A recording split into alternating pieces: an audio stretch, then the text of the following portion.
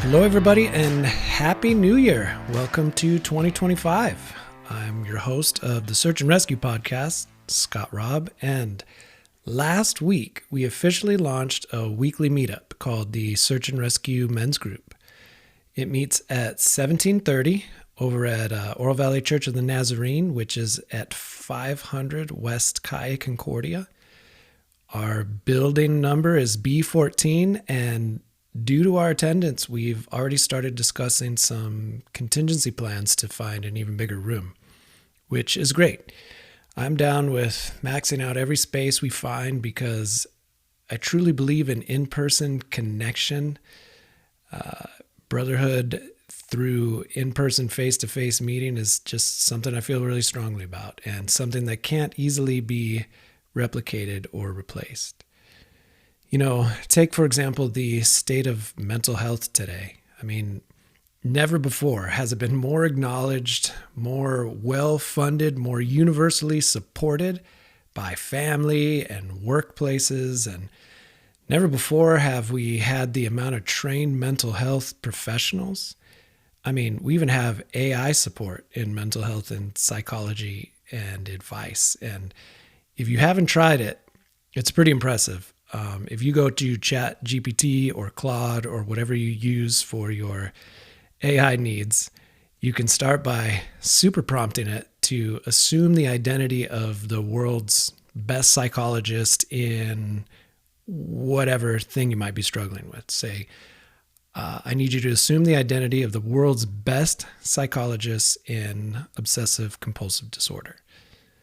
And then ask it some questions that you have. And what you're going to get is mental health advice that's probably better than anything that you can get by sitting in a shrink's office.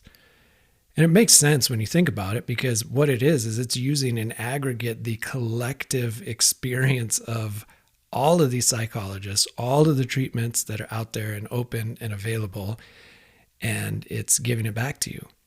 So you can get any mental health advice that you would ever need for anything you're struggling with. And yet, our collective mental health as a human race isn't getting any better. Now, why is that? It's free to use AI. It's free to do internet searches. Why aren't we all just cured by now? We've all got the best advice we could possibly get. And I mean, it's even beyond the public servants challenges, right? I mean, public servants have different challenges, first responders with risking their lives and needing different types of resources. But even so, the general public is struggling with mental health issues on just as grand a scale. And why is that?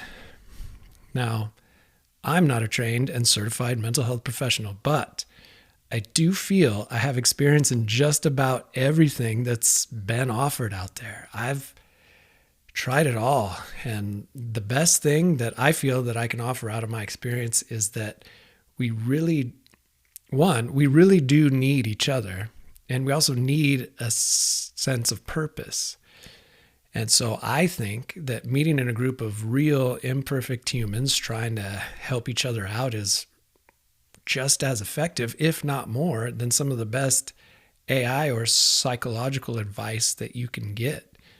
And in fact, you can combine them. You can supplement some advice that you might be getting from a trained professional with internet advice, with AI advice, with actually meeting up with real humans. Because we don't always need advice so much as we need to be heard and seen and understood by someone open and brave enough to share in that struggle. So we need each other. And along those lines, I also feel that we need a shared sense of purpose, something to do with our time here that matters. You know, life the way it's constructed in the quote unquote real world, where you can offer hours of mindless service or labor in exchange for an ability to eat or pay rent so you can sleep, it doesn't really inspire most of us. Even if you get whatever fancy trinket or car or device that you could possibly work and slave over. You might feel it for a little bit, and then that excitement just goes away. It doesn't have long lasting inspiration. And we need that. I think that's also why people can be radicalized into gangs and cults and social justice causes that do more harm than good. It's like we need to be loved, we need to feel love, and we need to be a part of something greater than ourselves. And so some people or organizations know that, and they can actually take advantage of that vulnerability and turn you and radicalize you. But it's still being drawn off the same thing. It's still being drawn from, I need to be a part of something that's greater than myself with other humans. And so that's my simplified theory as to why Search and Rescue now has a weekly in-person hangout, rather than just me dropping knowledge into outer space with this podcast. It's because we need each other. The greater purpose is why I craft every meeting that we do in person around one Bible verse.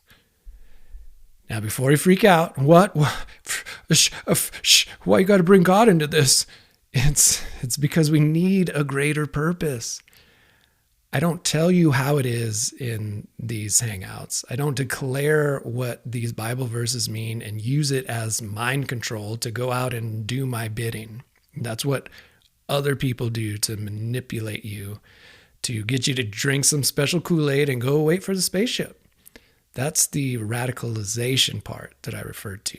But I do grab a passage from the most influential text of humanity's lifetime. It's not a bad place to start, right? And center some discussion around it so that we can have something to build upon week in and week out. And yeah, I do often share what it means to me and how it's changed me and how I apply it in my life. But I don't try and make you believe it or believe me or try and give you all the answers to all your problems. I don't shit all over you in these hangouts. You should do this, you should do that, you should do this. I just submit some thoughts for your consideration and let you explore or try to pray about it and see what it might do for you. So don't be scared, because I center some themes around some tried and true biblical principles. We got 2 general rules for the group so far that we've been working with, and one is that you treat others with respect and that you be as authentic as you possibly can be, because nobody's really ever made any progress in their lives by showing up to therapy or a group or anything being like, I'm fine. Let me just tell you how dope I am. Like, let me tell you how amazing my life is. Like, if you're looking for true connection with other people, that just makes you unrelatable. And while people are trying to have real, authentic connection, it puts them in a vulnerable state. So it's hard, man. It's hard to share what you really need to share. And so why we say you got to be respectful is you got to listen. You got to listen without judgment. And you got to do your best to support in that moment. It's not easy, but those are 2 rules. Be real and be respectful. It's a pretty simple thing to build what we're doing around. And I guess if you want to explore a greater sense of purpose, then what I would ask you as well is to be open to some of the things that we talk about. And if nothing else, try asking God what he might think. Well, that would mean I would have to believe in a God in the first place, right? To be continued.